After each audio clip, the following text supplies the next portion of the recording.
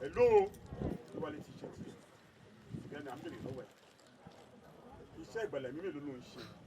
Let me know for Tola ye. Let me know the Paleri. Let me know to James. Hello, let me know to that shop. So we go to that for the person who teacher or tutu. To be school do what?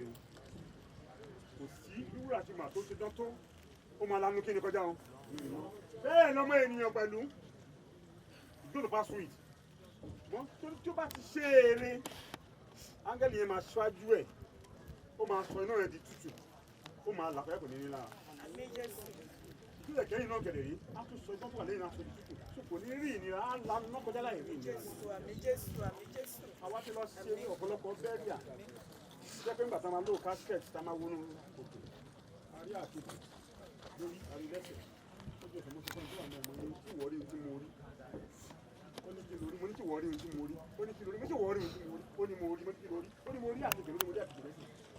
Ìyẹn ni pé ìgbésí ayé tó gbé láyé ó bẹ̀rẹ̀ sí í yẹ láti bí lọ sí ọ̀run tó sùúrù tiẹ̀ bí tó parí sí nìyẹn.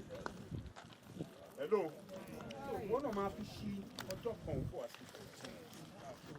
Àwọn wo ló máa sìn yẹn ṣé màlẹ́kà Ọlọ́run ni tàbí màlẹ́kà Sàtánì lórí àwọn sàrà kìkì lórí àtìlẹ́sẹ̀ yẹn àwọn tó bá ṣe láyé nìyẹn o àwọn tẹ̀lé lọ sọ́run yẹn ṣùgbọ́n àwọn tó ń gbọ́ Kristi tó bá Kristi rìn láyé á yọ̀ǹda àwọn áńgẹ́lì mákẹ́lì àtẹ̀lé yúrẹ̀ àtẹ̀lé ara tù ẹ̀ kó tó délé wọn á ti máa kọrin díẹ̀ nílé ọ̀run ńlá lọ́run ṣùgbọ́n bí ìrẹ̀ ò bá ṣe rere ó kù sí ẹ lọ́wọ́ o.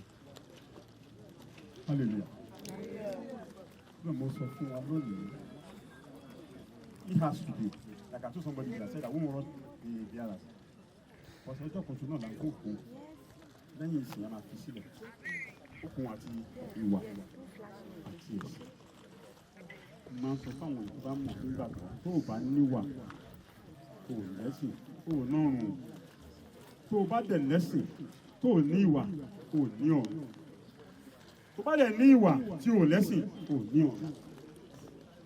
Méjèèjì ló gbọ́dọ̀ pé. Tó mi ò ráyè láti sin Ọlọ́run, mi ò ráyè láti mọ Ọlọ́run, kò dé ìjọba ọ̀run. Nígbà tí èdè bá dún ká gbogbo wọn àlàyé mẹ́rin ayé yìí jọ, kí là ń lọ ṣe ń bẹ̀? À ń lọ fi iṣẹ́ wa pọ̀ níwájú olùgbàlà ni. So kí ni ẹ fẹ́ fi mọ̀ fún olùgbàlà? Ni mo ṣe bèrè lọ́wọ́ ilé ẹ̀kọ́ sí ara mi nínú Olúwa. You should have been the same. Your ways of life, your journey, your human relation. You have to put everything together to think of heaven. If not, you sojourn, you know, earth, your sojourn on earth not end in emptiness. Torí tó o bá ti ní gbogbo nǹkan wọ̀nyí, kò sí àyè fún Ọlọ́run. Má gbàgbé súnmọ́ Ọlọ́run ọ̀rẹ́ kó lè súnmọ́ òun fẹ́ràn rẹ̀ ló ń yapa wá lágbèrè fẹsẹ̀ ó lè mọ̀ bó ti fẹ́ ọ Ọlọ́run àjà èrè olùgbé rẹ̀. Gbàládùúrà ní ọjọ́ ìkẹyìn tó máa kọ́ gbogbo wa báyìí á ní ìpín ìjọba òru. Nígbà tí a bá pàdé lẹ́sẹ̀ Jésù èmi ó wà níbẹ̀ ìrẹ́ ó wà níbẹ̀ Déwálé ó wà níbẹ̀ gbogbo ọjọ́ máa níwájú Kristi olùgbàlà ṣùgbọ́n mo bẹ̀ẹ́ lẹ́ẹ̀kan sí ara ó gbìyànjú kó bọ́ lọ́rùn làjà Jésù Olúwa wa. Jehovah Jésù Kristi máìkì ọ̀yọ́ Olúwa Ọlọ́run ni àti àjíǹde àforógbè tó ń gbọ́ ọ̀rọ̀ rẹ sí ọkàn wa ẹni tí ń ṣe ìfẹ́ rẹ ju ọ̀rọ̀ ẹlẹ́dàá ǹjẹ́ nígbà tí fèrè yóò fọ́n àtẹnipá ìrìnàjò rẹ wá síwájú rẹ àti àwọn kan sì wá sí tán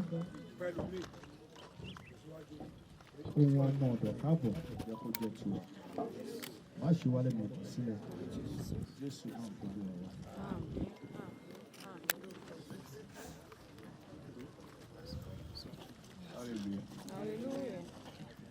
Ọmọ Ọlọ́run hallelujah. hallelujah. Ọmọ tí wọ́n máa lò ẹ̀wọ̀n kan ní sùúrù. Lórúkọ bàbá tọmọ tí ẹ̀mí mímọ́. Orí rẹ̀ ò ní gbàbọ̀dọ̀. Wọ́n máa sọ̀rọ̀ mọ́ lórí rẹ̀ ò ní gbàbọ̀dọ̀. Ẹ̀yin màmá mi, ẹ̀yin ọmọ. I said something yesterday. The only thing you need to do is to be strong for yourself. You hear me? Mo fi tèmi ṣe example fún yín lánàá kan bẹ́ẹ̀ kọ́. Tí bá sọ ọkọ tó ṣẹlẹ̀ lẹ́yìn ìsáfọ́ ní sí today mark my 50th month. Please, ọlọ́run bẹ̀yìn, ọlọ́run àdúró ti yàn, ẹ̀rọ àná ọlọ́run, ìyànà ọlọ́run àdẹ́ṣẹ́. Mo fẹ́ gba nǹkan kan lọ́wọ́ yín, ẹmọ tí mo fẹ́ gbà lọ́wọ́ yín, Olúwa, má jẹ́ ká yóò sìn mí wá sí tẹ́ lọ́dún yìí. Àwọn èèyàn yóò lè sọ̀rọ̀ ṣá. Ẹ kọ́ mi dáadáa, ẹ lè máa wò pé kí ni wọ́n fẹ́ ṣe. Bíbélì tèmi jẹ́ kó yé mi wípé ohunkóhun tí ènìyàn bá ní, ó máa fi ra ẹ̀mí rẹ̀ sí kéèyàn, á fi ra padà. Gbogbo tí èèyàn bá dẹ̀ ní tó bá fi ra ẹ̀mí rẹ̀ padà, kì í ṣe pé ó ń ṣe nínú ìlera, ó ń ṣe pé Olúwa jẹ́ kí ọjọ́ mi kó pọ̀, jẹ́ kí ọjọ́ mi kó lágbára. Mo gbàdúrà lórúkọ bàbá tọmọ tí ẹ̀mí mímọ́, gbogbo yín pátápátá, ohunkóhun tẹ́ máa ṣe níbí lónìí, Olúwa fi ṣe ra padà fún mi. Agbára Ọlọ́run á dẹ̀ dúró tì yín. I don't know what you have, just put your hand into your pocket. Olúwa ohun tó wà lọ́wọ́ mi yìí, Bádéwálé ṣe ń lọ. Èmi náà fi ṣe ra padà fún ẹ̀mí mi. Adéwálé tó ń lọ, iṣẹ́ kórè àánú gbà lọ́wọ́ Ọlọ́run. I don't know if you can do it. If you do it, it is well for you. It is well with you. Ohunkóhun tó bá ní, ó lè gbọ́ Ọlọ́run gbọ́ pé Ọlọ́run ló máa jẹ́ ọ máa jẹ́ kó ṣe é ṣe fún. Wọ́n pọ̀ lọ́dọ̀ yìí. Ọlọ́run wà ń gbé padà wá sọ́dọ̀ rẹ báyìí. Pẹ̀lú ọ̀fẹ́ àti agbára ńlá, wà á nígbà ó. Don't cry. Don't cry. Èyí ni ìrìnàjò ìkẹyìn. Ọmọ rẹ̀ ń rìn. Àwọn ogun ọ̀run mímọ́. Ẹ fún un lọ́wọ́ nínú ìrìnàjò náà. Ẹ má ṣe dáadáa. Kí n ṣe ìṣirò láàárín ènìyàn. Kàmù sí ìwà. Ó sì nínú ìrìnàjò náà.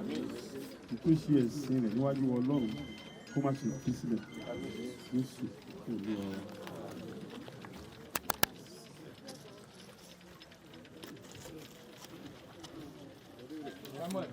Please come into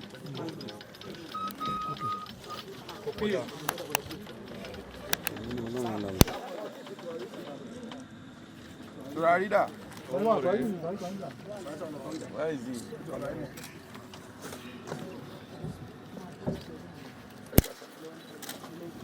Ògo ni fún bàbá.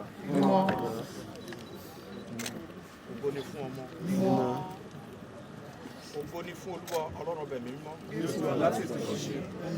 ẹni sì bẹ́ẹ̀ ní àárí ní ìgbà gbogbo ayé àìní ìdẹ̀kùn àmì. Ẹ yọ kíní yẹn kúrò láti jókòó. Ó sì ò tí kan lẹ̀. Ẹ jẹ́ kó jókòó kó fi ẹ̀ kó sì yẹn jókòó. Ibi ara. Ẹ yọ òkúta tó à ń sàlẹ̀ yẹn kúrò. Okùn yẹn ló máa yẹ, tó máa yẹ okùn yẹn. Tó máa ti yẹ okùn yẹn máa yẹ. Oníṣègùn wa. Rùbánà mi ṣẹlẹ̀. Sóní bẹ̀rẹ̀ lé.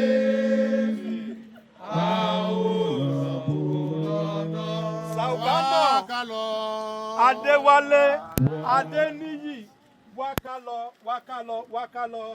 Wákàlọ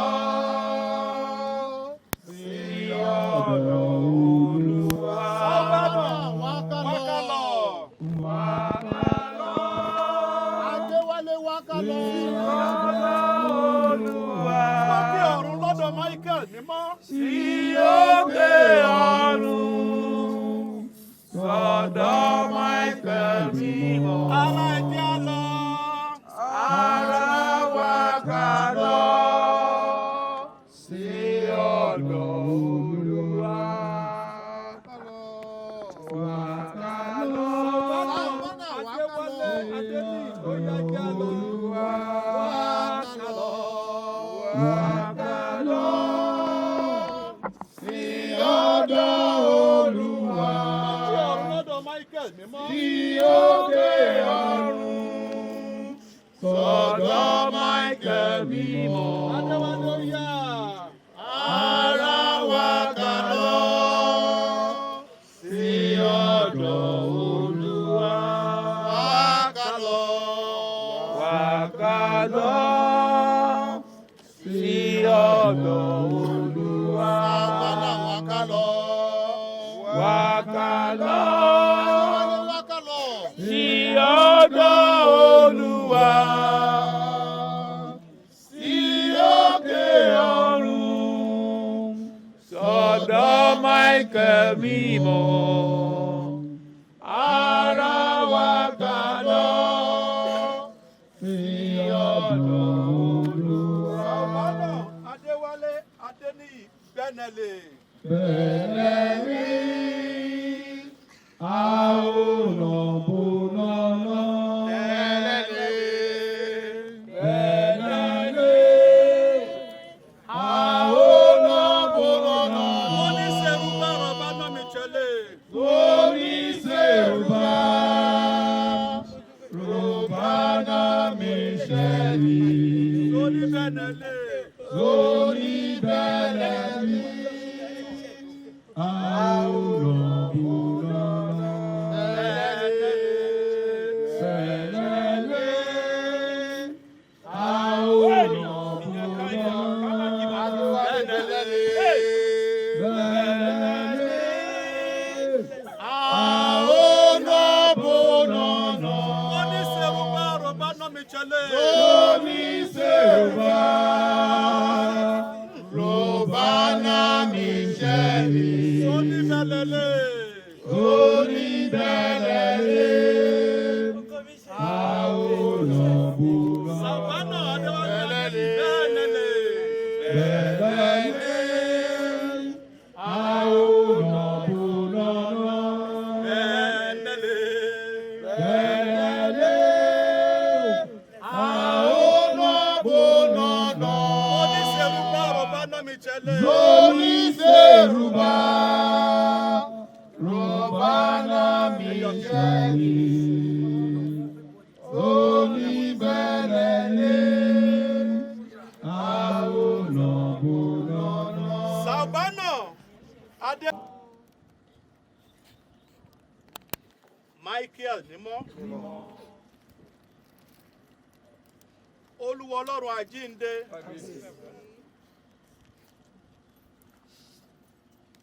Ní ọdún mélòó kan sẹ́yìn,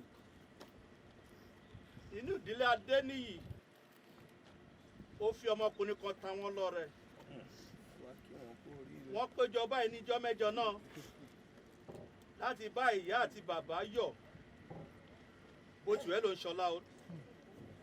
Lónìí bákan náà, ọmọ rẹ̀ Saubana Adéwálé ọmọ Adeniyi, ó tún bẹ̀rẹ̀ ìrìn àjò padà síbi tó ti wá. Bàbá ìrìn àjò náà yà á sí mímọ́. Àmín Jésù. Lẹ́ẹ̀kan sí tàbí a rí àṣìṣe kan torí onísáàmù orí kọkànléníàádọ́ta ẹsẹ̀ karùn-ún sọ wípé nínú àìṣedéédé la gbé bí wa àti nínú ẹ̀ṣẹ̀ ni ìyá wa sì lóyún wa. Tàbá rí ẹ̀ṣẹ̀ tọmọ rẹ ti dàgbà tó wà lórí ilé ìpẹ̀, bóyá ètò màbẹ tí kò mọ ní àfojúdà bá fọkàndá ní bàbá wọn lórí ọ̀fẹ́ ìsìn kẹyìn yìí dáríjì. Àmín. Ìrìn àjò náà jẹ́ kó rí àánú gbà. Àmín. Abẹ́ o, Ọlọ́run àwọn ẹni mímọ́ sọ̀kalẹ̀ wá. Àmín. Di ara ọmọ inú ìrìn àjò náà. Àmín Jésù. A fi aya ọmọ lé ọ lọ́wọ́. Má ṣe kú náà ní ẹ̀rù fún wọn. Àmín Jésù. A tún wá fìdílé lọ́wọ́. Má ṣe ní tẹ̀lé. Àmín Jésù.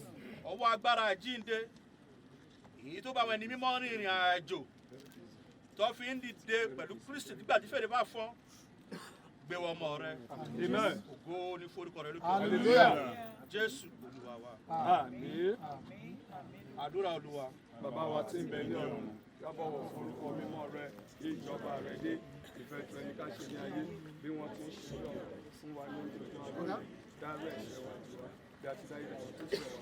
Má fà wá sínú ìdẹ̀wò, gbà wá lọ́wọ́ Jésù. Torí ìjọba ní tirẹ̀, agbára ní tirẹ̀, ògo ní tirẹ̀, láéláé. Eyes of our Lord Jesus Christ. the love of God, the sweet fellowship of the Holy Spirit, Amen. descend from His throne heaven above, perfect the journey of your Son. Amen. If there's any power that want to disturb the journey, I destroy them in the mighty name of Jesus. Saubana Adeniyi Adeniyi, and mix your journey with the saints in the mighty name of Jesus. Amen. When the trumpet will blow in the last day, we all see ourselves and rejoice. Amen. I commit the family to your mighty and everlasting God of heaven. Be with them all in Jesus' name. Amen. And everybody, sympathizer that are here, Father, our journey back home, perfect for us. Amen. In Jesus' precious name, I pray. Amen. Amen. Amen. Jesus' name. Hallelujah, méje fún Jésù. Hallelujah, hallelujah, hallelujah, hallelujah, hallelujah, hallelujah. Hallelujah. Hallelujah. Hallelujah. Hallelujah. Ẹ máa wò pé ààbò yẹ̀pẹ̀ tẹ́ fọ́n kù sí. Ní ìlànà ọjọ́ mímọ́ àkí ń lo yẹ̀pẹ̀. Go back to the book of Genesis. Ó nígbà tí Ọlọ́run dá ayé àti òun ọ̀run gbogbo ẹ̀rí ju ti. Ó ní ṣùgbọ́n ẹ̀mí mímọ́ rán bàbá lórí ibú. Orí ibú tẹ́lẹ̀ mọ́ ti rán bàbá yẹn kankan ló wà ńbẹ̀.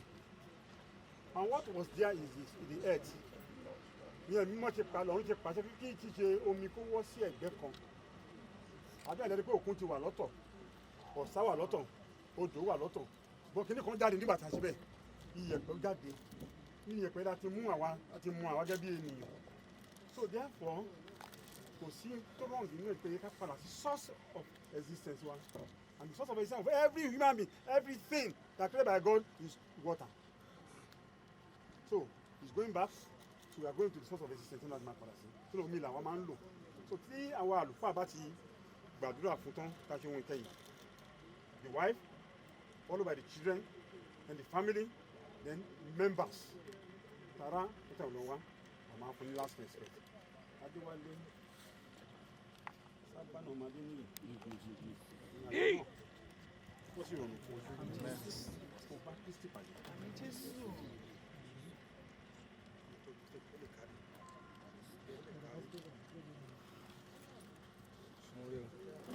Àlùfáà o.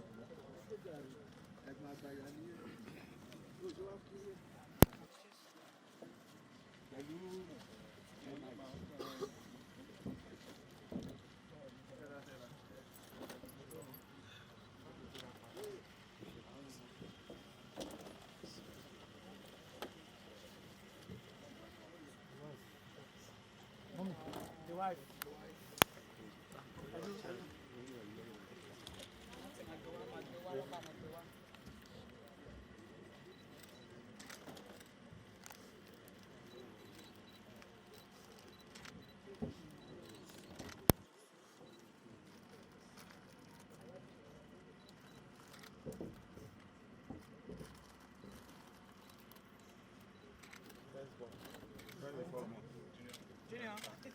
Anita.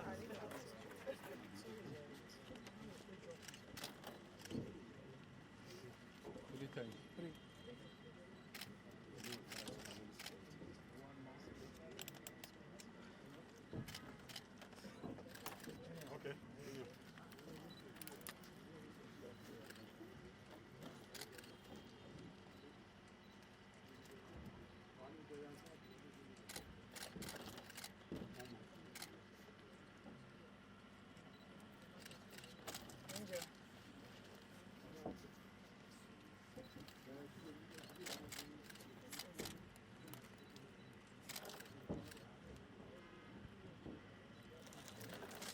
Àwọn àgbàjọ tó bá wà níbí, àgbà ìjọ.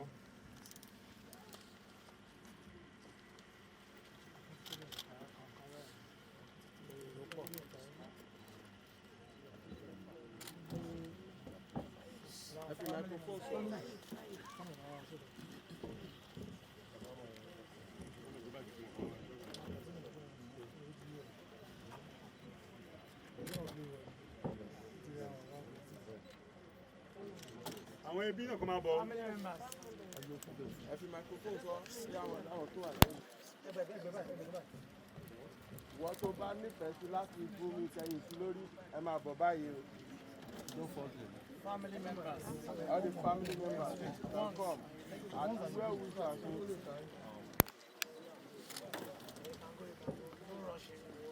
Don't rush. And suffering with.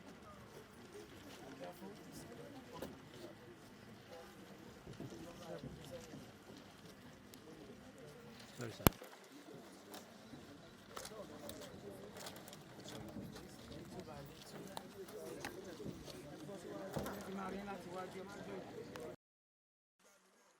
Ògo ni fún Kristi lókè ọ̀run.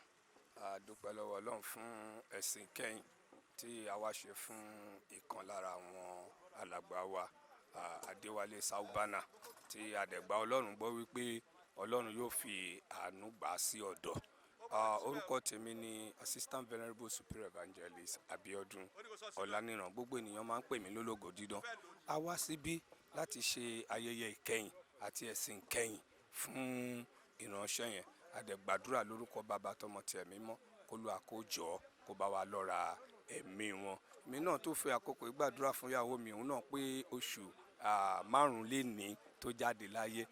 Gbogbo wọn tí wọ́n kọjá sí àyè olùgbàlà Olúwa kó jọ kó jẹ́ kí wọ́n rí àyè ní ọ̀dọ̀ rẹ̀. Gbogbo àwa tá kù náà àyè wa lọ́dọ̀ Ọlọ́run kó má ṣe ṣòfò. A kí ẹbí, a kí aya, a kí gbogbo àwọn ènìyàn wípé Olúwa yóò dúró.